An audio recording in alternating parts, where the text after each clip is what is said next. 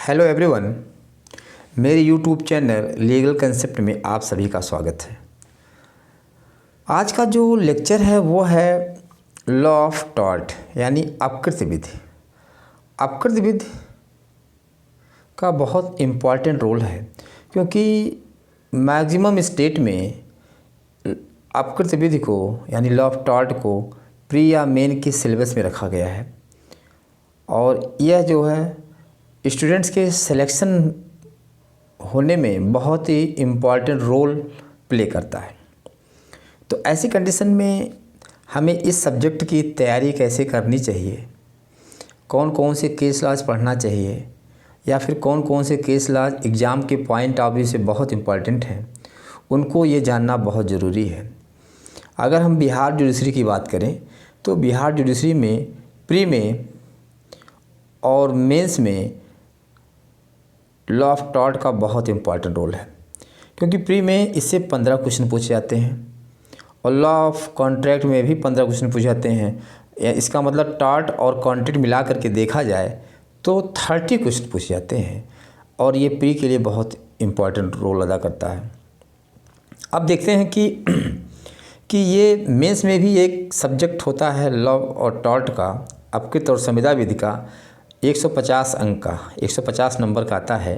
तो मेंस में भी इसका बहुत बड़ा रोल है, इसलिए आप इसकी तैयारी बहुत अच्छे से करेंगे। और मैं आपको इस लेक्चर में ये भी बताऊंगा कि इस लॉ ऑफ टॉर्ट में कौन कौन से टॉपिक पढ़ने हैं और कौन सा टॉपिक पढ़ने की ज़रूरत नहीं है।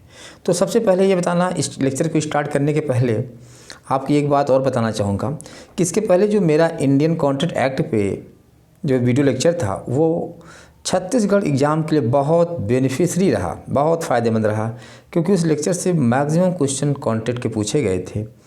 तो इसलिए आप इसको भी अच्छे से देखिए और इम्पॉर्टेंट केस लॉज को अपनी नोटबुक में लिखिए और उसको याद करिए। ठीक है, अब स्टार्ट करते हैं, देखते हैं कि अपकृत्य विधि में कौन कौन से इम्पॉर्टेंट टॉपिक है।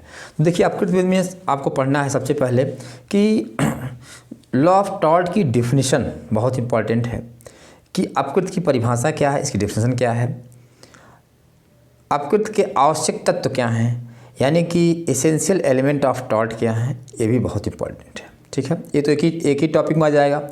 जो दूसरा टॉपिक है वो है जनरल डिफेंस, यानी कि साधारण अपवाद इसमें जो आता है वो भी बहुत इंपॉर्टेंट है। ठीक है, उसके बाद वाइकेरियस लायबिलिटी का सिद्धांत यानी प्रिंसिपल ऑफ वाइकेरियस लायबिलिटी, प्रतिनिधिक दायित्व सिद्धांत, इसको भी आपको पढ़ना है।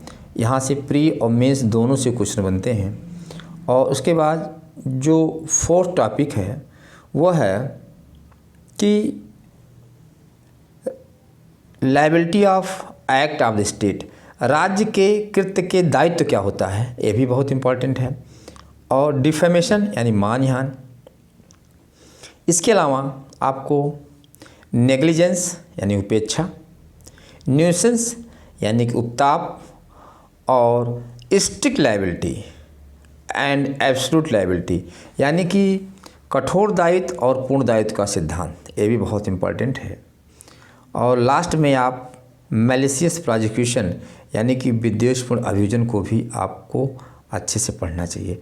अगर ये 5 से 7 टॉपिक अगर आप अच्छे से पढ़ते हैं तो ना केवल आपको प्री की तैयारी अच्छी हो जाएगी बल्कि मेंस से भी क्वेश्चन इससे बाहर नहीं पूछे जाते हैं। तो हम स्टार्ट करते हैं कि इसको कैसे कहाँ से पढ़ना है। तो सबसे पहले हमारा टॉपिक होगा कि definition of tort and it's essential element, यानी अपकृत्य की परिभाषा और अपकृत्य के आवश्यक तत्व। ठीक है, लेकिन अपकृत्य की परिभाषा जानने के पहले ये जानना हमें चाहिए कि अपकृत्य विधि की शुरुआत कहाँ से होती है, ये एक्ट कैसे बना, इसके बारे में पहली बात ये जानिए कि ये एक्ट है ही नहीं, क्योंकि ये कन्फ्यूजन करने की ज़रूरत नहीं है कि यह कोई एक्ट बनाया गया, ये एक्ट बनाया ही नहीं गया है।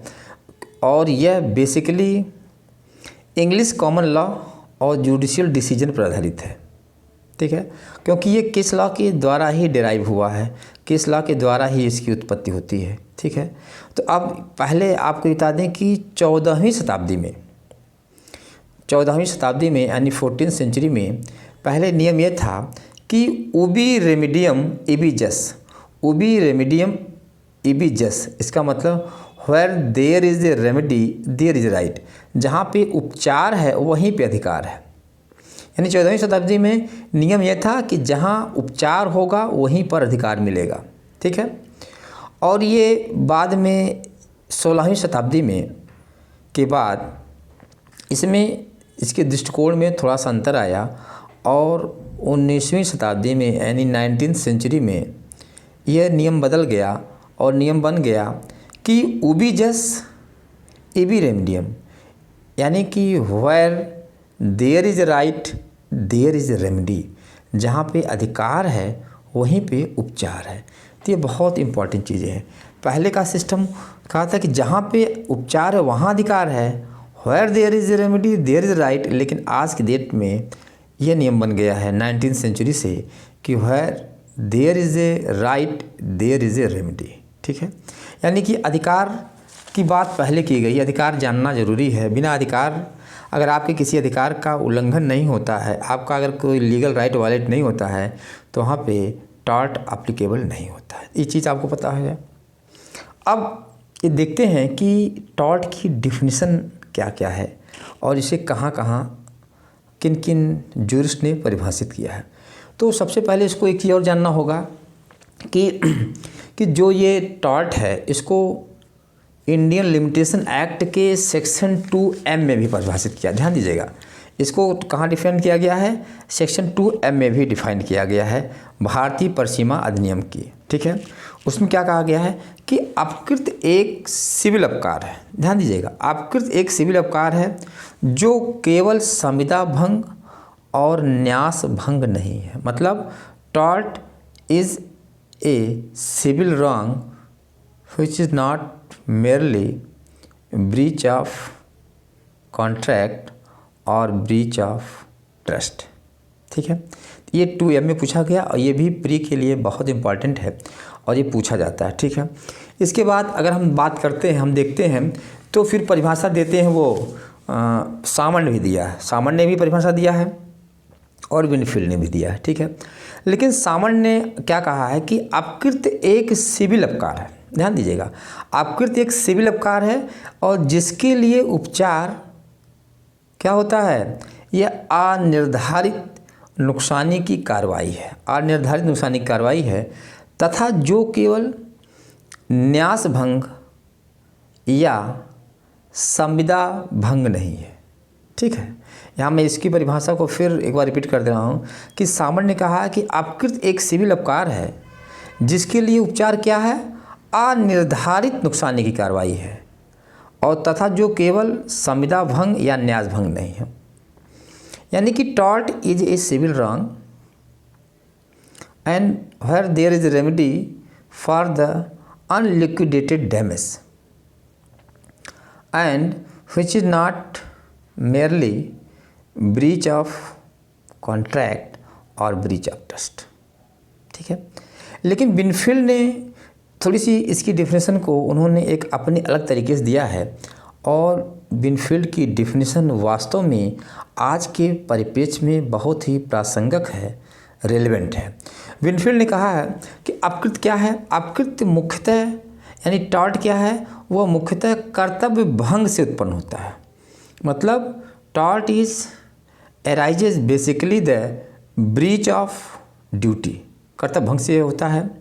यह कर्तव्य सामान्यतः जनवर्ग की होता है।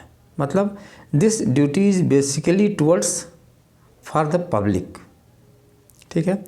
और उसके भंग होने पर अनिर्धारित नुकसानी की कार्रवाई होती है। उसके भंग होने पर क्या होता है, अनिर्धारित नुकसानी की कार्रवाई होती है। मतलब इसके लिए भी जो रेमेडी होती है क्या होती है, अनलिक्विडेटेड रेमेडी होती है, अनिर्धारित नुकसानी कार्रवाई होती है, ठीक है। तो ये बेसिकली विनफील्ड की भी परिभाषा है। तो यहाँ पे एक चीज़ और समझना है कि आखिर ये अनिर्धारित नुकसानी क्या होती है, यानी कि अनलिक्विडेटेड डैमेज क्या होता है। तो अनलिक्विडेटेड डैमेज का मतलब होता है कि ऐसी डैमेज जिसका जो है वो पूर्व अनुमान नहीं किया सकता है और जो पक्षकारों के द्वारा, पार्टी के द्वारा पहले डिसाइड नहीं होता है। क्योंकि अगर हम कॉन्ट्रैक्ट एक्ट की बात करें तो कॉन्ट्रैक्ट एक्ट में जो नुकसानी होती है वो पक्षकारों के बीच में डिसाइड होती है कि अगर कोई भी पक्षकार संविदा का परफॉर्मेंस नहीं करेंगे, कॉन्ट्रैक्ट का परफॉर्मेंस नहीं करेंगे तो उससे जो नुकसानी होगी उसकी भरपाई हो जाएगी। लेकिन इसलिए उसमें लिक्विडेटेड डैमेज होती है। यहाँ पे अनलिक्विडेटेड डैमेज का मतलब होता है यहाँ पे पता नहीं होता है कि नुकसानी कैसे होगी, किस रूप में होगी, इसलिए ये अनलिक्विडेटेड होती है और इसका डिसीजन जो है वो कोर्ट करता है। ठीक है, यहाँ एक चीज़ ये भी समझ में आपको आ गई। तो अब बेसिकली यहाँ पे लिक्विडेटेड और अनलिक्विडेटेड डैमेज की बात हुई। ठीक है, और टार्ट में अनलिक्विडेटेड डैमेज की बात होती है और कॉन्ट्रैक्ट में लिक्विडेटेड डैमेज की बात होती है। ठीक है, अब यहाँ पे देखते हैं कि जो टॉर्ट है, टॉर्ट के आवश्यक तत्व क्या, एसेंशियल एलिमेंट ऑफ टॉर्ट क्या है। तो एसेंशियल एलिमेंट टॉर्ट के बेसिकली जो पहला है वो होता है कि एक्ट और ओमिशन, यानी कि कोई कार्य हुआ हो या कोई लोप हुआ है। ठीक है, एक्ट और ओमिशन का मतलब कि अगर आपने डायरेक्ट कोई ऐसा कार्य किया है जो आपको करने के लिए आपको दायित्व दिया गया है, उसको करने के लिए आपका कर्तव्य है, उसको आपने किया है, या अगर करने का दिया है कार्य तो वह कार्य आपने उसका उल्लंघन किया है या उसका लोप किया, ओमिशन किया है। ठीक है, तो कार्य या लोप होना चाहिए, एक्ट और ओमिशन होना चाहिए। ठीक है, दूसरा जो इसका एलिमेंट है वो है कि विधिक अधिकार का उल्लंघन होना चाहिए, वायलेशन ऑफ लीगल राइट होना चाहिए। ठीक है, और तीसरा एलिमेंट है कि इस वायलेशन ऑफ लीगल राइट से क्या होना चाहिए, यह एक तरीके से डैमेज होनी चाहिए, यानी कि क्षति होनी चाहिए। यहाँ पे क्षति को दो तरीके से डिफाइन किया गया है, इंजुरिया साइन डेमनम और डेमनम साइन इंजुरिया। ध्यान दीजिएगा, इंजुरिया साइन डेमनम और डेमनम साइन इंजुरिया, तो इसको आपको अच्छे ध्यान देना होगा। ठीक है, इंजुरिया साइन डेमनम का मतलब हुआ कि बिना हानि के क्षति। ध्यान दीजिएगा, इंजुरिया साइन डेमनम का मतलब कि बिना हानि के क्षति, और डेमनम साइन इंजुरिया का मतलब होता है कि बिना क्षति के हानि। तो यहाँ पे पहले आपको समझना होगा कि इंजुरिया साइन डेमनम का क्या मतलब होता है कि if a person breach the legal right of another person then another person has right for obtaining compensation, यानी कि अगर किसी व्यक्ति ने दूसरे व्यक्ति के विधिक अधिकार का उल्लंघन किया है तो जो दूसरा व्यक्ति है वह जो है पहले व्यक्ति से प्रतिकर पाने का हकदार होगा। ठीक है, ये बहुत इंपॉर्टेंट है। तो इसी को बोलते हैं इंजुरिया साइन डेमनम। ठीक है, अब जैसे मान लीजिए इसमें एक बहुत केस इंपॉर्टेंट है, वो है एसवी वर्सेस वाइट का केस, बहुत इंपॉर्टेंट है। एसवी वर्सेस वाइट का केस 1702 का है। ये कभी कभी ईयर भी पूछ देता है, इसलिए ईयर भी याद रखेंगे आप। 1702 का होता है, 1702 का है। ठीक है, अब इसमें एक चीज़ और ध्यान देना है कि इसमें क्या हुआ, क्योंकि बेसिकली ये लैंडमार्क केस है और इंजुरिया साइन डेमनम को इसमें बताया गया है कि इसमें था कि एक व्यक्ति जो है वो एक वोटर था, मतलब उसे वोट देना था, और एक इलेक्शन ऑफिसर थे, उन्होंने इसका वोट लेने से मना कर दिया। ठीक है, और इसके वोट मना कर देने से क्या हुआ, मना करने के बाद भी जिस व्यक्ति को ये वोट देना चाहता था वो जीत गया, इलेक्शन में जीत गया वो। ठीक है, तो इसने एक सूट फाइल किया। ठीक है, कंपनसेशन के लिए, क्योंकि इसके लीगल राइट का वायलेशन किया गया है। तो कोर्ट ने यह कहा कि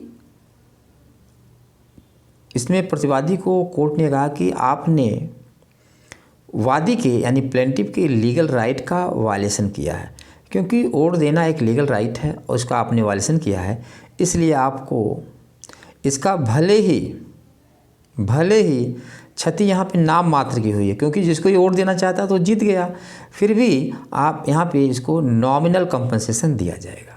ठीक है, तो ये बहुत इंपॉर्टेंट केस है, एसवी बनाम वाइट का केस है, इसको आपको अच्छे से याद करना है और ये एग्ज़ाम के लिए बहुत इंपॉर्टेंट है, ये पूछ भी देता है। ठीक है, अब हम देखते हैं कि जो दूसरा है डैमनम साइन इंजुरिया, मतलब इसमें लीगल राइट का वायलेशन नहीं होता है। पहली बात, विधिक अधिकारों का उल्लंघन नहीं होता है, चाहे नुकसान चाहे जितना ही क्यों ना हो जाए। ठीक है, इसको हम एग्जाम्पल समझते हैं। मान लीजिए दो कोचिंग आमने सामने हैं, ठीक है, और एक कोचिंग काफ़ी अच्छी खासी चलती है, उसमें काफ़ी बच्चे हैं, ठीक है, और जब उसी के सामने एक दूसरी कोचिंग ओपन हो जाती है और उस कोचिंग में पढ़ाई बहुत अच्छी होती है और उसकी फ़ीस भी काफ़ी कम रहती है, तो पहली कोचिंग के बच्चे उस दूसरी कोचिंग में चले जाते हैं और पहली कोचिंग का काफ़ी नुकसान होता है, बल्कि कोचिंग के बंद होने की भी नौबत आ जाती है। तो ऐसे कंडीशन में क्वेश्चन ये है कि क्या पहली कोचिंग दूसरी कोचिंग के अगेंस्ट ये सूट फाइल कर सकती है? तो यहाँ पे पहली कंपनी को सूट फाइल करने का राइट नहीं है। क्यों राइट नहीं है? क्योंकि दूसरी कंपनी ने उसके लीगल राइट का वायलेशन नहीं किया, और जब तक लीगल राइट का वायलेशन नहीं होगा तब तक जो है लॉ ऑफ टॉर्ट का मैटर नहीं होगा और कोई भी कंपनसेशन नहीं मिलेगा।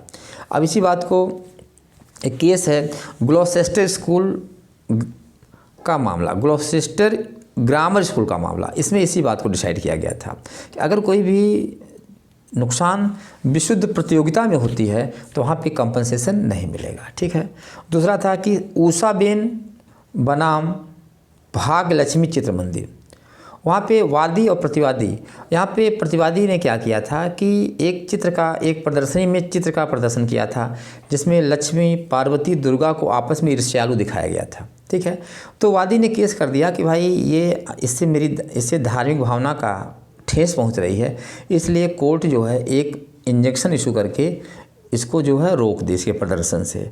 तो इस मामले में न्यायालय ने कहा कि किसी की धार्मिक भावना को ठेस पहुंचना ये किसी लीगल राइट का वायलेशन नहीं है, इसलिए प्रतिवादी को यह इंजेक्शन नहीं जारी किया जाएगा कि वह अब उस प्रदर्शनी को रोक दे। ठीक है। तो कहने का मतलब है कि ये भी केस बहुत इंपॉर्टेंट है। एक केस और भी है, सीतारमैया वर्सेस महालक्ष्मा का केस है। ये भी केस तीनों जो है इस पर बहुत इंपॉर्टेंट है, इसको आप देख लेंगे। ठीक है।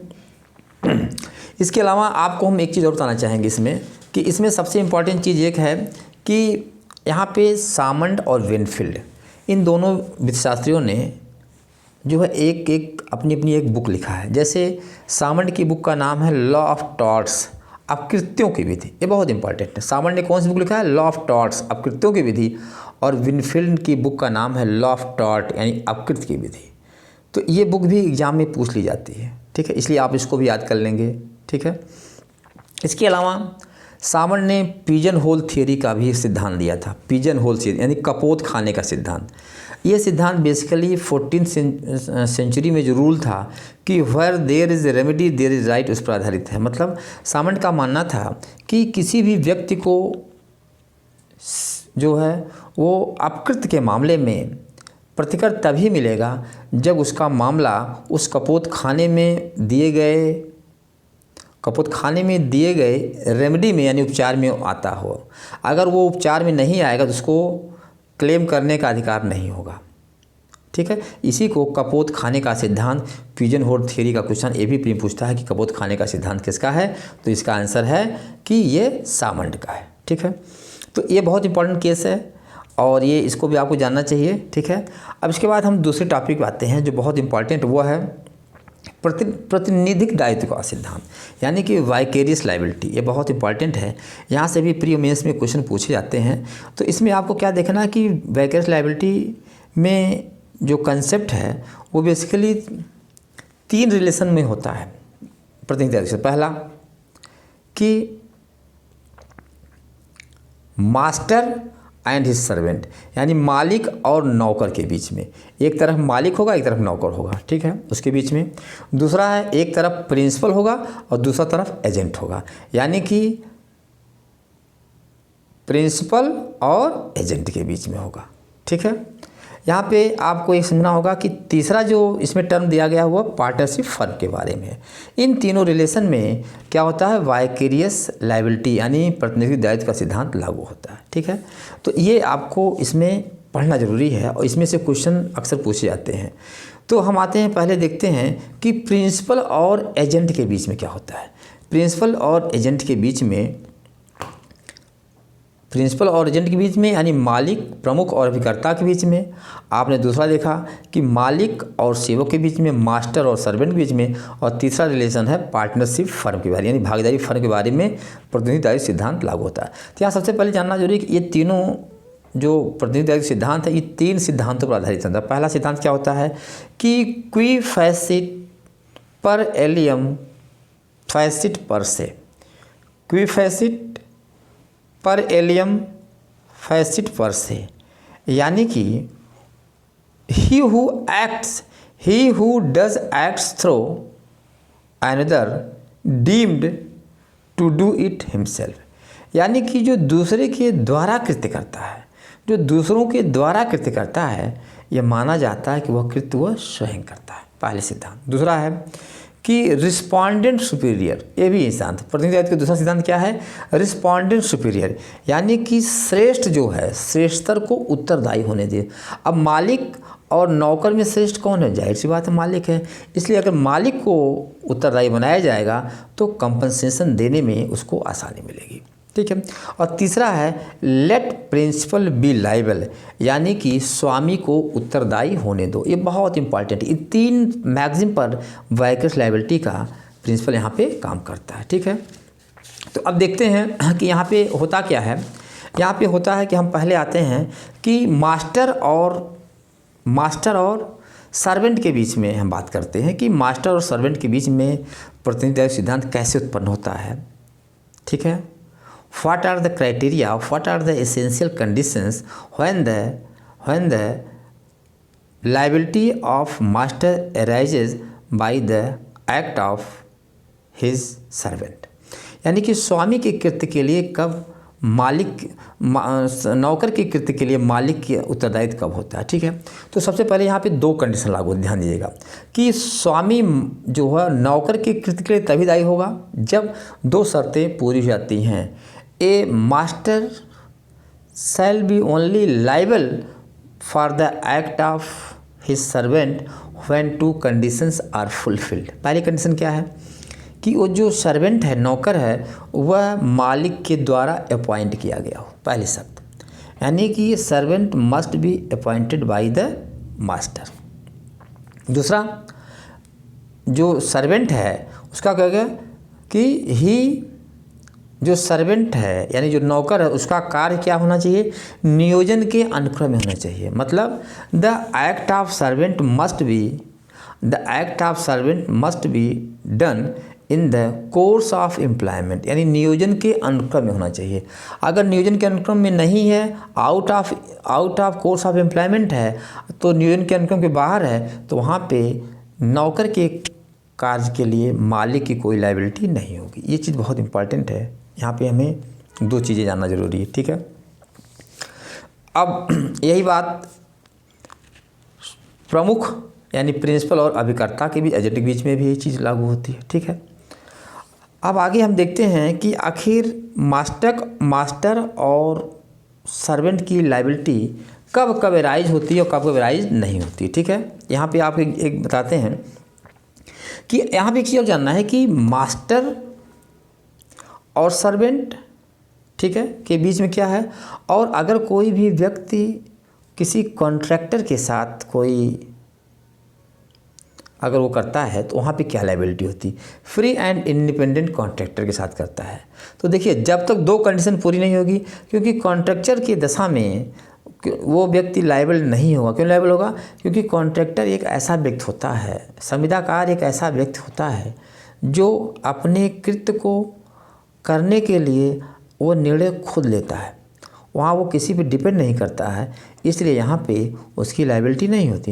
एक एग्जाम्पल रूप में मान लीजिए एक व्यक्ति है, उसने एक्स एक व्यक्ति है और उसने वाई को अपना नौकर अपॉइंट किया है, और वाई कोई भी काम जो नियोजन के अनुक्रम में कहता है तो वहाँ पे एक्स उसके लिए लायबल होगा। लेकिन अगर एक्स एक टैक्सी ड्राइवर को हायर करता है, तो अगर वहाँ पे टैक्सी ड्राइवर कोई इंजरी करता है तो उस कंडीशन में टैक्सी ड्राइवर के कृत्य के लिए यहाँ पे एक्स की लायबिलिटी नहीं होगी, क्योंकि टैक्सी ड्राइवर जो है वो क्या है, वो फ्री इंडिपेंडेंस कॉन्ट्रैक्टर है, संविदाकार है, और एक्स और इस टैक्सी ड्राइवर के कार्य करने के ढंग के बारे में यहाँ पे एक्स का कोई कंट्रोल नहीं है। तो यहाँ पे उसके कृत्य के लिए एक्स की लायबिलिटी या दायित्व उसका नहीं होगा। ये बहुत इंपॉर्टेंट चीज़ है, ठीक है।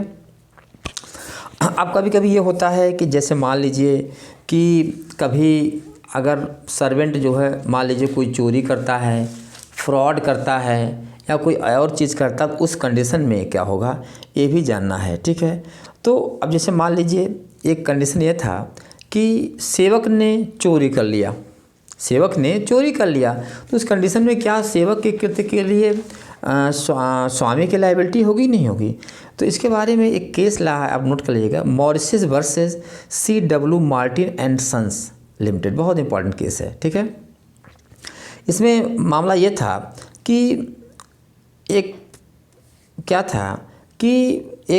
प्रतिवादी ने कोर्ट को अपने सेवक मॉरिस को सफाई करने दिया। कोर्ट की धुलाई होती थी, तो प्रतिवादी ने क्या किया, किसी कोर्ट को धुलने के लिए अपने सर्वेंट मॉरिस को दिया, और मॉरिस ने क्या किया, वह कोर्ट धुलने की बजाय चोरी कर लिया।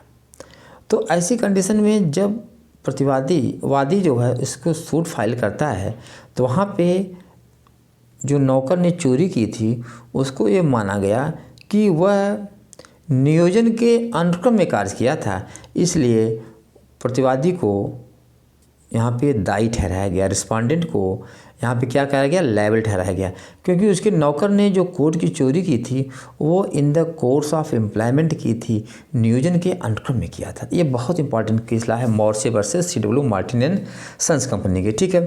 दूसरा है कि अगर मान लीजिए सर्वेंट ने कोई फ्रॉड किया, कपट किया, उस कंडीशन क्या होगा। इस पर एक लैंडमार्क केस है कि State Bank of India versus Shyama Devi का केस है, बहुत इंपॉर्टेंट है, 1978 सुप्रीम कोर्ट का केस है, इसको भी आपको ध्यान से देखना है। इसमें था कि एक लेडी अपने पति के फ्रेंड को, जो कि एक बैंक में क्लर्क था, कैशियर था, उसको क्या करती है, वह शाम को जो है उसको कुछ पैसा देती है जमा करने के लिए बैंक में, ठीक है। यानी कि जब वो व्यक्ति बैंक से काम करके घर आया था अपने फ्रेंड से मिलने, तो उसके फ्रेंड की वाइफ ने उसे कुछ पैसा दिया, कहा कि वो उसके अकाउंट में जमा कर देगा। लेकिन जो कैशियर था बैंक का, उसने उस पैसे को बैंक में ना जमा करके बल्कि अपने लिए मिस ऑपरेशन कर लिया, दुर्विनियोग कर लिया।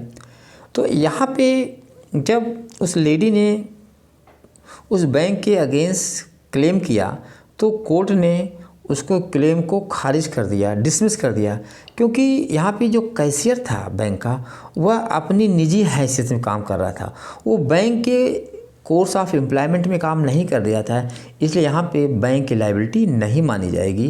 यहाँ पे कोर्ट ने इस मामले में क्लियर कर दिया, क्योंकि कोई भी स्वामी तभी लायबल होगा जब वह उसका जो नौकर है वह नियोजन के अनुक्रम में कार्य करे, in the course of employment काम करे। तो ये बहुत इंपॉर्टेंट है, इसलिए भी केस बहुत इंपॉर्टेंट है, ठीक है। उसके बाद यहाँ पे एक चीज़ और बताएंगे आपको कि जैसे मान लीजिए कि बीएड versus London General omnibus company, बहुत इंपॉर्टेंट केस रहा है, ध्यान दीजिएगा। इसमें आपको ये ध्यान देना है कि चूँकि जब एक बस है और बस की जब यात्रा कंप्लीट हो जाती है, तो ड्राइवर जो है वो खाना खाने चला जाता है, और जो कंडक्टर है वह सोचता है कि मैं बस को अगली यात्रा के लिए मोड़ के लगा दूं, और कंडक्टर बस को मोड़ने के चक्कर में क्या करता है, एक पदयात्री को क्या करता है, इंजर्ड कर देता है, ठीक है। तो यहाँ पे प्रश्न है कि क्या वो पदयात्री उस कंडक्टर के कार्य के लिए बस के मालिक को लायबल ठहरा सकता है। तो इस केस में कहा गया कि यह उसके लिए नहीं ठहरा सकता। क्यों? क्योंकि बैंक क्योंकि बस को चलाना ये ड्राइवर का काम था, ना कि कंडक्टर का काम था, इसलिए इसे out of course of employment माना गया और मालिक को, बस के मालिक को इसके लिए उत्तरदायी नहीं माना गया। ठीक है, तो यहाँ पे बहुत इंपॉर्टेंट चीज़ें हैं। ये beard London General omnibus company, इसको भी आप अच्छे से देख लेंगे, यहाँ से भी केसेज आते हैं। ठीक है, उसके बाद फिर और मैं केस ला कुछ बता दे रहा हूँ, जैसे सीताराम वर्सेस शांतनु प्रसाद का केस है, बहुत इंपॉर्टेंट, नोट कर लीजिएगा आप। सीताराम वर्सेस शांतनु प्रसाद का केस है, यहाँ से भी क्वेश्चन आता है। ठीक है, तो विकेरियस लायबिलिटी में यहाँ से क्वेश्चन जो भी आता है, आप अपने से भी कुछ केसेस और देख लेंगे। ठीक है, यहाँ से भी अक्सर क्वेश्चन पूछ दिया जाता है। और उसके बाद यहाँ पे एक चीज़ और ध्यान देना है कि ये विकेरियस लायबिलिटी का प्रिंसिपल यहाँ पे कंप्लीट हो जाता है। ठीक है, और इसके बाद जो दूसरा टॉपिक है वो है जनरल डिफेंस, यानी कि साधारण बचाव जिसे बोलते हैं, इसे अपवाद भी बोल सकते हैं। तो यहाँ पे जो है ये वाइकेरियस लायबिलिटी का या टॉर्ट का रूल यहाँ पे लागू नहीं होता है। तो आइए देखते हैं कि कितने जनरल डिफेंस हैं, क्योंकि कभी कभी डिफेंस भी पूछ देता है कि कौन सा जनरल डिफेंस जो लॉ ऑफ टॉर्ट में आता है और कौन सा general defence law of tort में नहीं आता। ये बहुत इंपॉर्टेंट है। तो सबसे पहले आपको बता देते हैं कि लॉ ऑफ टॉर्ट में कुल 9 डिफेंस हैं, कुल 9 डिफेंस दिए गए हैं, 9 एक्सेप्शंस दिए गए हैं। इसको आप याद रखिएगा। पहला सम्मति है, यानी कि वॉलेंटाइन नॉन फिट इंजुरिया, याद रखिएगा पहला। दूसरा क्या है, वो है कंट्रीब्यूटरी नेग्लिजेंस, यानी कि योगदायी उपेक्षा। तीसरा है कि वादी स्वयं अपकारी, प्लेंटिफ रॉन्ग डूअर, ध्यान दें, प्लेंटिफ रॉन्ग डूअर हो गया। चौथा हो गया अनिवार्य दुर्घटना, इन्यूटेबल एक्सीडेंट। और पांचवा हो गया दैवकृत, एक्ट ऑफ गॉड, बहुत इंपॉर्टेंट है। और छठा हो गया प्राइवेट प्रतीक्षा, प्राइवेट डिफेंस। और सातवां मिस्टेक, यानी भूल हो गया। और आठवां जो होती है वो आवश्यकता, यानी कि नेसेसिटी। और जो नौवां है वो है स्टेटरी अथॉरिटी, यानी कि सांविधिक प्राधिकार। ये 9 डिफेंस हैं, 9 एक्सेप्शंस हैं जहाँ पे टॉर्ट का रूल लागू नहीं होता है, जहाँ पे कंपनसेशन के लिए केस नहीं किया जा सकता है। अगर कोई व्यक्ति केस किया जाता है, अगर वो इन 9 अपवादों में आता है तो उस व्यक्ति को प्रतिकर नहीं मिलेगा। That person is not entitle for the compensation. ठीक है, अब पहले एक्सेप्शन पे आते हैं कि पहले एक्सेप्शन में क्या है कि कंसेंट की बात की जाए, वॉलंटरी नॉन फिट इंजुरिया की बात की गई। ध्यान दीजिएगा कि वॉलंटरी नॉन फिट इंजुरिया का मतलब होता है कि अगर आपको खतरे का ज्ञान है और आप उसको वहाँ पे रहते हैं, काम करते हैं, इसका मतलब आपने होने वाले खतरे को सहन करने के लिए आपने अपनी कंसेंट भी दे रखी है। If you know the danger of knowledge then it is said that you are consented for that danger। अगर आपको खतरे का ज्ञान है और इसका मतलब क्या है कि आपने अपनी खतरे को सहन करने की, वियर करने की सम्मति भी आपने दे रखी है। ये बहुत बड़ा, अगर ऐसी बात है तो वहाँ पे टॉर्ट का मैटर नहीं होगा और वहाँ पे वो एक्सेप्शन में आएगा। ठीक है, जैसे एक केस ला है कि इसके पहले केस ला के पहले आप जानिए, जैसे आप किसी WWF गेम में जाते हैं, जो फाइटिंग गेम होता है। ठीक है, वहाँ पे अगर आप जाते हैं और वहाँ पे जो मुक्केबाज होते हैं उनके द्वारा अगर आप चोटिल जाते हैं तो वहाँ पे आप क्लेम नहीं कर सकते। क्यों नहीं कर सकते? क्योंकि आपको पता है कि यह खतरनाक खेल है और यहाँ पे नुकसान हो सकता है, इंजरी हो सकती है, और आपने वहाँ पे उस नुकसान के लिए अपनी सम्मति दे दी है। आप क्रिकेट मैच खेलते हैं, हो सकता हो कि बैट्समैन की बॉल आकर के आपको क्षतिग्रस्त कर दे, आपको इंजर्ड कर दे। यहाँ भी आप सूट फाइल नहीं कर सकते हैं, क्योंकि माना जाता है कि आपको खतरे का रिस्क पता था और आपने उसकी सम्मति दे रखी है। ठीक है, तो ये बहुत इंपॉर्टेंट चीज़ है। इसमें केस है Hall versus Brooklands auto racing club का मामला है। ठीक है, ये बहुत इंपॉर्टेंट, इसको आपको जानना चाहिए। ठीक है, और दूसरा केस है पद्मावती वर्सेस डुगनैका का केस है। ये दोनों केसेस बहुत इंपॉर्टेंट है और इस केस में थोड़ा सा जानना है कि इसमें जब जीप का चालक यानी जो ड्राइवर था वो टंकी में पेट्रोल भराने गया था, ठीक है, और दो अनजान व्यक्ति को उसमें सवार हो गए। उसने दो अनजान व्यक्तियों को सवारी दे दी, सवार कर लिया, और बाद में जब रास्ते में जीप जाने लगी तो उस जीप का एक पहिया आगे निकल गया और दोनों गिर पड़े और उनको चोट आई। तो इस कंडीशन में ये कहा गया कि जो चालक है उत्तर क्या था यहाँ पे हो गई, तो यहाँ पे चालक को उत्तरदायी नहीं माना गया। क्यों नहीं माना गया? क्योंकि इसे एक दुर्घटना माना गया था और अनजान व्यक्ति जो उस पर स्वेच्छा सवार हुए थे। तो ये केस, और ये केस है थॉमस वर्सेस क्वार्टमैन का केस। ये भी बहुत इम्पॉर्टेंट है, इसको आपको याद रखना है। लेकिन इसका एक एक्सेप्शन यह है कि सिर्फ नॉलेज का मतलब ये नहीं है कि आपने होने वाले रिस्क के लिए, होने वाली क्षति के लिए भी सम्मति दे दी। मतलब साइंटी नॉन फिट इंजुरिया, mere knowledge does not amount that you are consented to wear the risk of danger. सिर्फ ज्ञान का मतलब सम्मति नहीं होती है। साइंटी नॉन फिट इंजुरिया बहुत इंपॉर्टेंट है, ठीक है। इस पर आपको केस लॉ बताते हैं कुछ। इस पर केस लॉ है कि जैसे स्मिथ वर्सेस बेकर का केस है, बहुत इंपॉर्टेंट है। स्मिथ वर्सेस बेकर का केस, और इसके अलावा डन वर्सेस हैमिल्टन का केस बहुत इंपॉर्टेंट है। डन वर्सेस हैमिल्टन केस में बहुत इंपॉर्टेंट है। इसमें एक lady, done versus Hamilton case में एक लेडी ने वो कार से यात्रा करने के लिए गई, तो उसे पता था, उसने देखा कि जो कार चालक है यानी जो कार का ड्राइवर वो ड्रंक है, उसने जो है वो नशे में है, लेकिन फिर भी उसने उसके साथ यात्रा करना मुनासिब समझा और वो यात्रा करने गई। लेकिन बाद में कार का चालक नशे में होने के नाते उसने एक्सीडेंट कर दिया और उस कार चालक की डेथ हो गई। साथ ही साथ इस लेडी को भी काफ़ी इंजरी आई। इस लेडी ने कार चालक के स्वामी को, ओनर को क्या किया, कंपनसेशन के लिए केस फाइल किया। तो यहाँ पे जो कार का स्वामी था उसने ये डिफेंस लिया कि यहाँ पे वॉलंटरी नॉन फिट इंजुरिया का प्रिंसिपल लागू होता है, क्योंकि आपको पता था कि कार चालक ने शराब पी रखी है, नशे में है, फिर भी आपने यात्रा उसके साथ किया। इसका मतलब आपने होने वाले रिस्क को सहन करने की अपनी सम्मति दे दी थी। लेकिन यहाँ पे जस्टिस एक्सविथ ने बहुत ही अच्छा निर्णय दिया। उसने कहा कि ऐसा कुछ नहीं है। यहाँ पे महिला चालक के स्वामी के प्रति प्रतिनिधि दायित्व के लिए प्रतिकर का दावा कर सकती है। क्यों कर सकती है?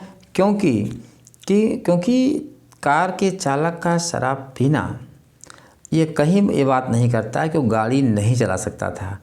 क्यों? क्योंकि इस सिस्टम में ये बातें बहुत विशेष बात नहीं है, ये कॉमन बातें होती हैं, ठीक है। तो ऐसी कंडीशन में जो है वो सम्मत देना ये कहीं पे ये बात की उदाहरण नहीं करता है कि उस महिला ने होने वाले नुकसान को सहन करने की भी सम्मति दे दी थी। तो बहुत इंपॉर्टेंट है। और कुछ मामले होते हैं रक्षण बचाव में, रेस्क्यू केसेस में भी होता है, ध्यान दीजिएगा, वहाँ पे भी ये रूल लागू नहीं होता है। जैसे केस है baker versus T Hopkins, baker versus T Hopkins का केस है, बहुत इंपॉर्टेंट, इसको देख लेना आप लोग। और हैंस वर्सेस हार्वुड का केस है, हैंस वर्सेस हार्वुड और बेकर वर्सेस टी हॉपकिंस का केस, दोनों आप देख लेंगे, ठीक है। उसके बाद कंट्रीब्यूटिव नेग्लिजेंस है, इसमें भी दिखाया गया दूसरा एक्सेप्शन क्या है, कंट्रीब्यूटिव नेग्लिजेंस है।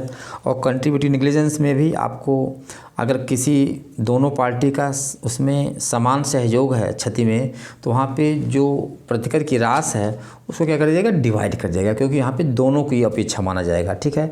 इसमें केस है रूरल ट्रांसपोर्ट सर्विस वर्सेस बेजलुम बीबी का केस है, क्योंकि बेजलुम बीबी का जो पति है ताहिर शेख, उसने क्या किया, एक ऐसी बस में यात्रा करने के लिए चढ़ गया जो खचाखच भरी थी, और उसने टिकट लिया और बस के ऊपर सीट पर बैठ गया, बस के ऊपर बैठ गया छत पे, और बस के ड्राइवर की लापरवाही से वो बस जो है नीचे पगडंडी पर वो चली गई, और बाद में जो ताहिर शेख ऊपर से गिर गया और उसको चोट आई, और बाद में कुछ समय बाद वो मर गया। तो ताहिर शेख की पत्नी बेजलुम बीबी ने एक केस फाइल किया बस ड्राइवर के खिलाफ, तो बस के ड्राइवर के स्वामी के खिलाफ। तो यहाँ पे कोर्ट ने फैसला दिया कि यहाँ पे उसका पति भी क्या था, वो भी उसे पता था कि बस भरी हुई है, फिर भी उसने यात्रा किया और उसके साथ साथ उसने बस पे छत पे यात्रा किया, इसलिए कहीं ना कहीं उसके भी क्या थी, उपेक्षा थी। इसलिए यहाँ पे कंट्रीब्यूटरी नेग्लिजेंस का वो डिफेंस माना गया और यहाँ पे जो कंपनसेशन का राशि थी उसको डिवाइड कर दिया गया 50-50%। ये बहुत इंपॉर्टेंट है, इसको आप अच्छे देख लीजिएगा, ठीक है। इसके बाद कुछ केस और हैं, मैं आपको बता देता हूँ, आप उसको समझ लीजिएगा। जैसे केस है कि आज्ञा Kaur versus PEPSU road transport corporation का केस, आज्ञा Kaur versus PEPSU road transport corporation case. Municipal board Jaunpur versus ब्रह्म किशोर का केस है, ये भी बहुत इंपॉर्टेंट है, इसको आप देख लीजिएगा, ठीक है।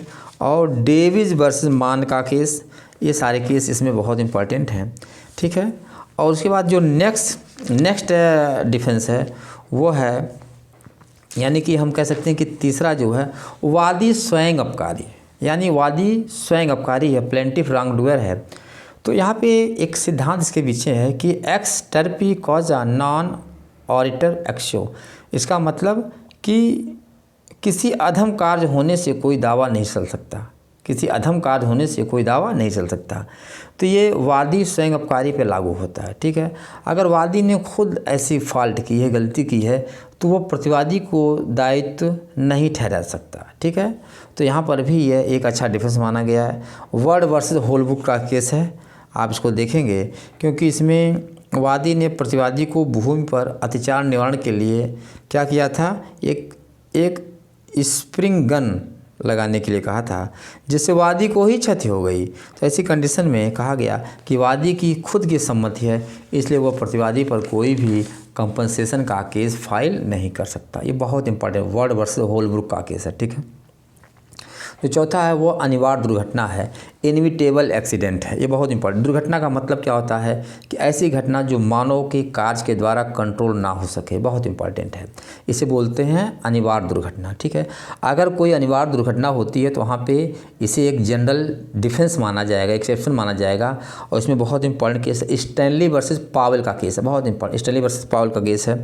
यहाँ पे क्या था कि दो लोग शिकार करने गए थे और एक व्यक्ति की गोली चलाने से वो गोली रिटर्न होकर के दूसरे व्यक्ति लग जाती है, तो यहाँ पे इसे विशुद्ध दुर्घटना माना गया और यहाँ पे कोई भी यहाँ पे वाद दायर नहीं होगा, ठीक है। ये बहुत इंपॉर्टेंट है। पद्मावती बनाम डुगनेका का केस है, पद्मावती बनाम डुगनेका का केस है, बहुत इंपॉर्टेंट है। इसमें क्या होता है कि दो अपरिचित व्यक्ति क्या करते हैं, एक जीप में सवार हो जाते हैं और बाद में जीप का अगला पहिया निकल जाता है और वो लोग क्षतिग्रस्त हो जाते हैं, इंजर्ड हो जाते हैं। तो यहाँ पे उनको कंपनसेशन नहीं दिया जाएगा, क्योंकि ये विशुद्ध रूप से दुर्घटना का मामला, ठीक है। और जो पाँचवा है वो दैवकृत है। दैवकृत मतलब एक्ट ऑफ गॉड। देखिए कुछ घटनाएँ ऐसी होती हैं जो मानव के कार्य का परिणाम नहीं होती हैं, ठीक है, और वो दैवकृत माना जाता है। जैसे ऐसी घटनाओं में जैसे असाधारण बारिश का होना, एक्स्ट्राऑर्डिनरी रेन, ठीक है, भूकंप का आना, ज्वालामुखी वल्कोनो, सुनामी, ये सब क्या हैं, ये सब एक्ट ऑफ गॉड हैं। और इसके द्वारा किसी व्यक्ति को अगर कोई भी क्षति होती है तो वहाँ पे वह व्यक्ति नुकसानी के लिए वाद नहीं ला सकता, कंपनसेशन के लिए, बहुत इंपॉर्टेंट है, ठीक है। इस पर केस है निकोल्स वर्सेस मार्शलैंड का केस है, निकोल्स वर्सेस मार्शलैंड का केस है। ये बहुत है। इसमें क्या था कि इतनी बारिश जाती है, मानव जीवन में इतनी बारिश पहले कभी नहीं हुई थी। इस नाते क्या हुआ कि वादी के झील के बाँट उसके टूट गए और जिसके नाते उसे काफ़ी नुकसान हुआ। तो यहाँ पे प्रतिवादी को उत्तरदायी नहीं ठहराया गया, क्योंकि ये क्या था, एक्ट ऑफ गॉड का रिजल्ट था, ठीक है। और जो छठा 6 डिफेंस है वो है प्राइवेट प्रतिरक्षा, प्राइवेट डिफेंस की बात की गई है। प्राइवेट डिफेंस में अगर कोई काम करता है तो उसके दौरान कोई अगर अपकृत होता है, वहाँ पे इसके लिए अपकृत का केस फाइल नहीं किया सकता, क्योंकि यह एक महत्वपूर्ण डिफेंस है। प्राइवेट प्रतिरक्षा सिविल के साथ साथ क्रिमिनल लॉ में एक डिफेंस माना जाता है, ठीक है। भूल का देखिए, भूल एक महत्वपूर्ण टॉपिक है और ये मिस्टेक इसमें आता है, ठीक है। और मिस्टेक को भी क्या है, टॉर्ट में एक अच्छा डिफेंस दिया गया है, ठीक है। इसको आप याद रखिएगा, ठीक है। और एक है आवश्यकता, 8वां जो है आवश्यकता का सिद्धांत होता है, नेसेसिटी होता है। तो इसमें दिया है कि अगर कोई भी बड़ी क्षति को रोकने के लिए छोटी क्षति की जा सकती है, to prevent the bigger harm it may be cause the smaller harm, ठीक है, ये बहुत इम्पॉर्टेंट है। और इसी बात को आईपीसी के सेक्शन 81 में कहा गया है कि अगर किसी व्यक्ति का आपराधिक आशय नहीं है, क्रिमिनल टेंशन नहीं है, लेकिन अगर नॉलेज है तो वह बड़ी हानि के निवारण के लिए छोटी हानि करता है तो उसका कार्य अपराध नहीं होगा। तो यहाँ पर भी वही कंसेप्ट है कि अगर कोई भी क्षति का निवारण करना है तो दूसरी छोटी क्षति की जा सकती है।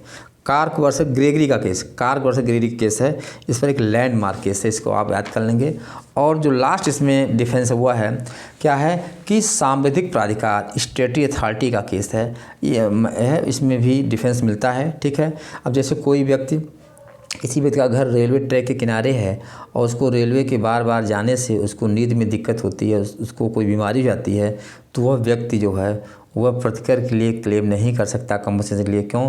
क्योंकि वो रेलवे ट्रैक जो बनाई गई है वो स्टेटरी अथॉरिटी के नाते बनाई गई है। ठीक है, इसी बात को 2-3 केस लॉ है, जैसे दिया hamper Smith railway company versus brand का केस है, बहुत इंपॉर्टेंट। दूसरा केस है Smith and versus London and south rail company, ये भी है। और एक है मेट्रोपॉलिटन एसाइलम डिस्ट्रिक्ट वर्सेस हिल का केस है, मेट्रोपॉलिटन एसाइलम डिस्ट्रिक्ट वर्सेस हिल का केस। ये तीनों केस जो है वो स्टेटरी अथॉरिटी पर, सांविधिक प्राधिकार पे बहुत इंपॉर्टेंट केस है, इसको आपको अच्छे से जानना होगा। ठीक है, उसके बाद देखिए हम आते हैं न्यूसेंस पे।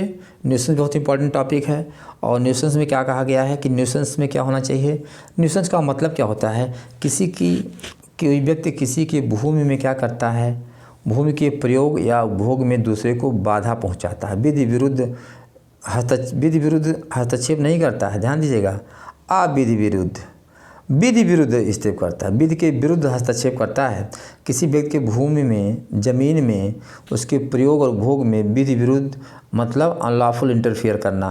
किसी के लैंड में उस पर्सन की यूज और एंजॉयमेंट में अनलॉफुल इंटरफियर करना को क्या बोलते हैं, न्यूसेंस बोलते हैं, ध्यान दीजिएगा। न्यूसेंस और ट्रेसपास में अंतर है। जब किसी व्यक्ति को इनडायरेक्टली रूप से इंटरफियर किया जाए तो वो न्यूसेंस होता है, और जब किसी व्यक्ति को डायरेक्टली इंटरफियर किया जाए, उसको रोका जाए, तो वो क्या होता है, ट्रेसपास होता है। एग्जांपल बताता हूँ कि जैसे मान लीजिए कि कोई व्यक्ति किसी घर के पास किसी के घर में प्रवेश करता है और वहाँ पे विधि विरुद्ध तरीके से बना रहता है, तो क्या होगा, वो ट्रेसपास होता है, अतिचार होता है। लेकिन अगर ए और बी का घर सटा हुआ है और ए के घर के बगल में बी जो ऐसा पेड़ लगाता है जिसकी शाखाएं जो है बी ऐसा पेड़ लगाता है जिसकी शाखाएं ए के घर में जाती हैं और वहाँ पे क्या करती हैं, वहाँ पे काफ़ी पत्तियाँ गिरती हैं या काफ़ी गंदगी होती है, तो ऐसी कंडीशन में यह क्या माना जाएगा, एक न्यूसेंस का माना जाएगा। क्योंकि ये क्या होता है, इनडायरेक्ट इंटरफियर होता है किसी पर्सन के लैंड में, उसकी लैंड का यूज और एंजॉय करने से। तो ये दोनों बेसिक डिफरेंस होता है कि न्यूसेंस और ट्रेसपास में। ठीक है, न्यूसेंस 2 तरीके का होता है, पब्लिक न्यूसेंस और प्राइवेट न्यूसेंस। पब्लिक न्यूसेंस में पता है कि यह जो है एक बड़े पैमाने पर होता है और सोसाइटी के बड़े वर्ग को इफेक्ट करता है, इसलिए इसे, और जब किसी इंडिविजुअल को कोई बाधा पहुंचाई जाती है उसके यूज और एंजॉयमेंट में, तो इसे क्या बोलते हैं, प्राइवेट न्यूसेंस। ये बहुत इंपॉर्टेंट है, इस पर केस ला है, रोज वर्सेस माइल्स का केस है और कैंपेबल वर्सेस पेनिंगटन कॉर्पोरेशन का केस है, बहुत इंपॉर्टेंट, याद रखिएगा। ठीक है, और प्राइवेट न्यूसेंस में देखिए कुछ केस ला बता रहा हूँ। प्राइवेट न्यूसेंस जैसे राधेश्याम वर्सेस गुरुप्रसाद का केस है। अगर एक घर में, भवन में 2 किराएदार हैं, दोनों फर्स्ट फ्लोर और सेकंड फ्लोर पे रहते हैं, और एक किराएदार आटा चक्की लगाता है जिसकी आवाज़ से यहाँ पे दूसरे तल पे रहने वाले किराएदारों को दिक्कत होती है, तो इससे एक न्यूसेंस माना जाएगा और इसको जो है हटाने के लिए कोर्ट आदेश दे सकता है। ठीक है, राधेश्याम वर्सेस गुरुप्रसाद केस बहुत इंपॉर्टेंट है, इसको आप याद कर लीजिएगा। इसके साथ ही साथ यहाँ पे क्रिस्टी वर्सेस डेवी का केस है, बहुत इंपॉर्टेंट है। इसमें क्रिस्टी वर्सेस डेवी के केस में क्या था, जो प्लेंटिफ था वो म्यूजिक टीचर था और वो अपने घर में म्यूजिक का अभ्यास करता था, रियाज करता था, और उसकी रियाज से चिढ़ करके जो डिफेंडेंट था यानी प्रतिवादी था वो क्या करता था, थाली पीटता था। ठीक है, इसके नाते वादी को दिक्कत होने लगी और वादी जो है वो इसके लिए न्यूसेंस का एक सूट फाइल करता है, तो जिसमें कोर्ट ने यहाँ पे डिफेंडेंट को क्या किया, लायबल माना, क्योंकि यह क्या किया, वह जो है वादी को जानबूझ करके क्या करता था, विद्वेषपूर्ण रीत से क्या करता था, वो असुविधा पहुँचाता था। तो यहाँ पे कोर्ट ने प्रतिवादी को न्यूसेंस पैदा करने से रोक दिया एक व्यादेश के द्वारा। ये बहुत इंपॉर्टेंट है, ठीक है। यहाँ पे एक चीज़, लेकिन अगर कोई छोटी मोटी बात होती है तो वहाँ पे न्यूसेंस का मामला नहीं माना जाएगा। क्यों? क्योंकि सेक्शन 95 में भी दिया आईपीसी में कि डेमिनेस नॉट क्यूरेट लक्ष्य विधि तुच्छ बातों पर ध्यान नहीं देती है। तो यहाँ पे छोटी मोटी बातें तो न्यूसेंस का विषय नहीं बनती हैं, ठीक है। क्योंकि हो सकता है कोई व्यक्ति अत्यधिक संवेदनशील भी हो सकता है, ठीक है। तो वहाँ पे इसका क्राइटेरिया क्या होता है, एक स्वच्छित व्यक्ति को लिखा जाता है कि क्या ऐसे कार्य से एक स्वच्छित व्यक्ति को भी उसके इंजॉय और उसमें कोई बाधा पहुँच रही है। यहाँ पे क्राइटेरिया ये है, ठीक है। तो इसमें इसकी प्रति अच्छा डिफेंस क्या है न्यूसेंस में, अगर चिरभोगाधिकार यानी कि प्रेस्क्रिप्टिव राइट अगर है 20 साल तक, तो वहाँ पे वो न्यूसेंस नहीं माना जाएगा। 20 वर्ष तक अगर कोई काम लगातार कर रहा है तो उसे न्यूसेंस नहीं माना जाएगा। और कोई स्टेटरी अथॉरिटी यानी सांविधिक प्राधिकार किया गया तो वहाँ भी न्यूसेंस नहीं माना जाएगा। तो बहुत इंपॉर्टेंट है यहाँ पे इस चीज़ को जानना। उसके बाद आपको बताते हैं कि इसके बाद है आपकी उपेक्षा। उपेक्षा मतलब होता है नेग्लिजेंस। नेग्लिजेंस भी बहुत इंपॉर्टेंट है, ध्यान दीजिएगा। नेग्लिजेंस भी बहुत इंपॉर्टेंट है और इसको आपको जानना चाहिए। उपेक्षा का सिद्धांत कहाँ पे लागू होता है? उपेक्षा का सिद्धांत आपको पता है कि वहाँ पे लागू होता है कि जहाँ पे किसी व्यक्ति का किसी दूसरे व्यक्ति के प्रति कोई दायित्व होता है और वह क्या करता है, सावधानी बरतने का दायित्व होता है और वो सावधानी बरतने में क्या करता है, अपने कर्तव्य का उपेक्षा करता है, लोप करता है। तो ऐसी कंडीशन में वहाँ पर जो है ये केस बनता है। इस चीज़ को आपको याद होना चाहिए, ठीक है। इस केस को आपको याद होना चाहिए, उपेक्षा का सिद्धांत। उपेक्षा में हम बेसिकली एक चीज़ और देखते हैं, क्या देखते हैं कि उपेक्षा का सिद्धांत में सबसे इम्पॉर्टेंट चीज़ है कि यहाँ पे 3 बातें आती हैं। 3 बातों का मतलब, पहला कि जो प्रतिवादी है वह वादी के प्रति सावधानी बरतने का कर्तव्य रखता था। ध्यान दीजिएगा, अगर ये यहाँ पे सावधानी बरतने का कर्तव्य नहीं होगा तो ऐसी कंडीशन में यहाँ पे प्रतिवादी को जो है उसके पक्ष में कोई भी ऐसा वो नहीं मिलेगा, पहली बात।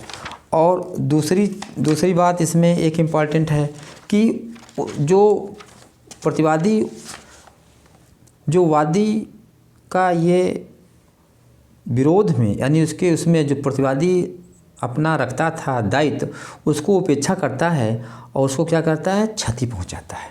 तो यहाँ पे क्या होगा, यहाँ पे उपेक्षा का सिद्धांत लागू होता है और वो वादी को क्या मिलेगा, यहाँ पे प्रतिकर दिया जाएगा।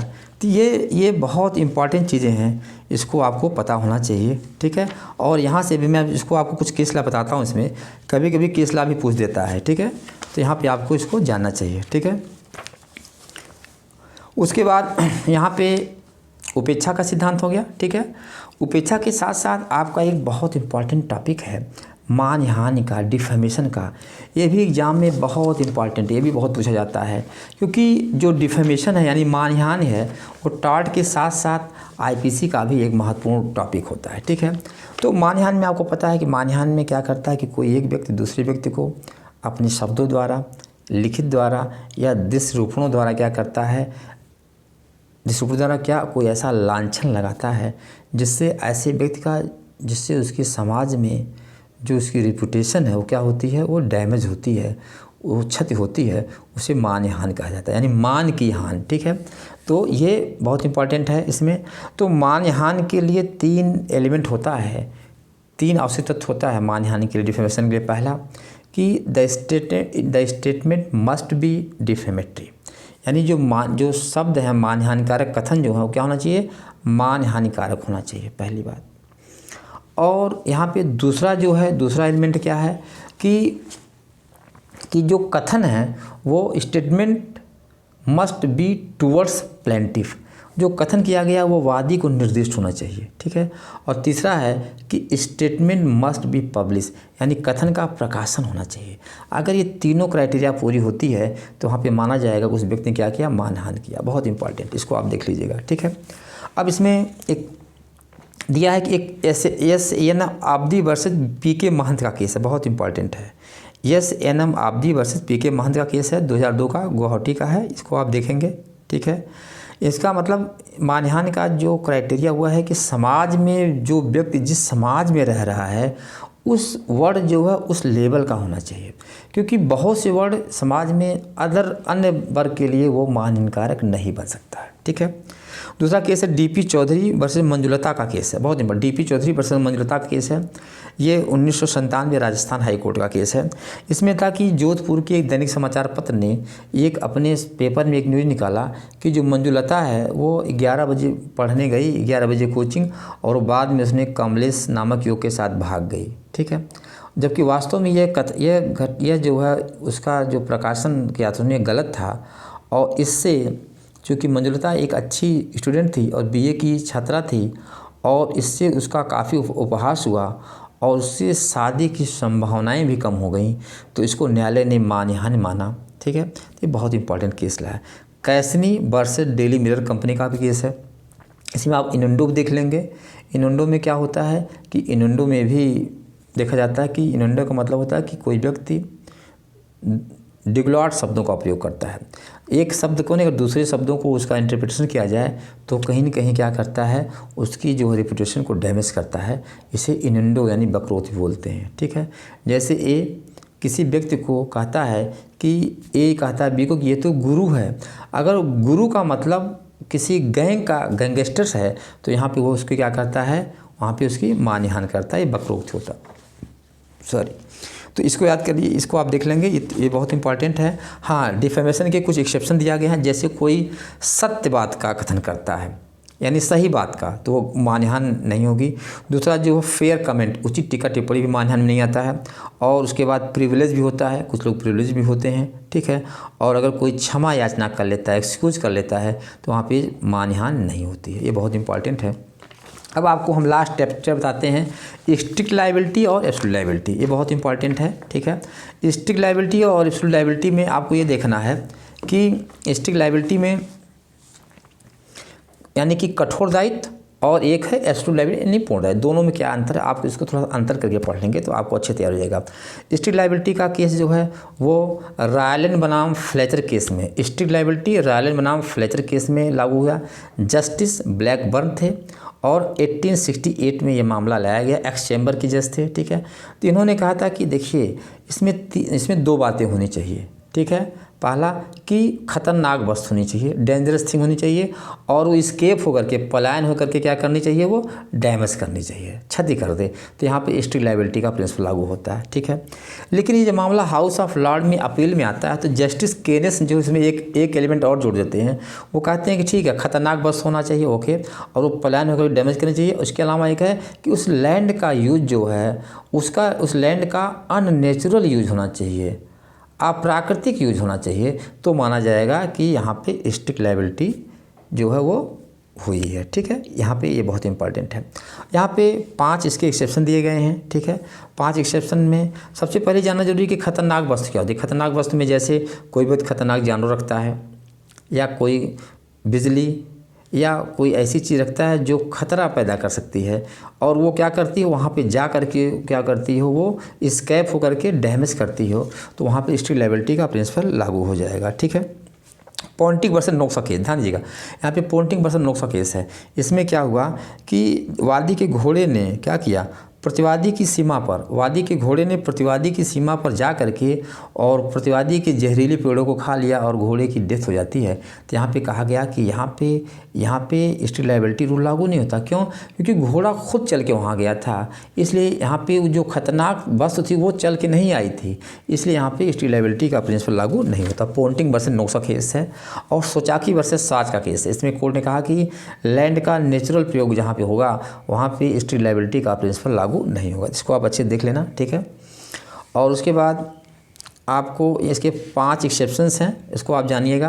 पहला है कि वादी का स्वयं का दोष, प्लेंटिव्स ओन फॉल्ट, अगर प्लेंटिव खुद गलती करता है तो डिफेंडेंट को लायबल नहीं बना सकता। दूसरा एक्ट ऑफ गॉड होता है, दैवकृत होता है, वहाँ भी नहीं लागू होगा। तीसरा कंसेंट ऑफ द प्लेंटिव, अगर प्लेंटिव ने कंसेंट दी रखी है तो वहाँ भी ये लागू नहीं होगा। और चौथा दिया एक्ट ऑफ थर्ड पार्टी, यानी तृतीय पक्षकार का काम, अगर तृतीय पक्षकार ने कोई ऐसा काम किया है तो वहाँ पे प्लेंटिव की डिफेंडेंट की लायबिलिटी नहीं होगी। और चौथा जो है सांविधिक प्राधिकार यानी कि स्टेटरी अथॉरिटी की बात जहाँ पे होगी वहाँ पर भी स्ट्रिक्ट लायबिलिटी का प्रिंसिपल लागू नहीं होगा। बहुत इंपॉर्टेंट है। अब हम आते हैं कि जो है वो एब्सोल्यूट लायबिलिटी का सिद्धांत वो लागू होता है 1987 में MC Mehta versus union of India case में जस्टिस PN भगवती ने लागू किया था। इसमें PN भगवती ने यह जजमेंट दिया था कि अगर कोई व्यक्ति अपने ज़मीन पर कोई खतरनाक उद्योग, कोई एडवेंचर या कोई अन्य ऐसी चीज़ शुरू करता है जो पब्लिक के हेल्थ के लिए नुकसानकारक है, डेंजरस है, तो वहाँ पे उस व्यक्ति की उस क्या होगी, पूर्ण दायित्व होगा, एब्सोल्यूट लायबिलिटी होगी और उसके लिए उसको लायबल ठहराया जाएगा। तो इस केस में कोई भी एक्सेप्शन नहीं दिया गया, इसलिए यहाँ पे इसका नाम एब्सोल्यूट लायबिलिटी है और भारत में एब्सोल्यूट लायबिलिटी का प्रिंसिपल लागू किया गया है। तो इसको आप अच्छे से देख लेंगे, ये बहुत इंपॉर्टेंट है, ठीक है।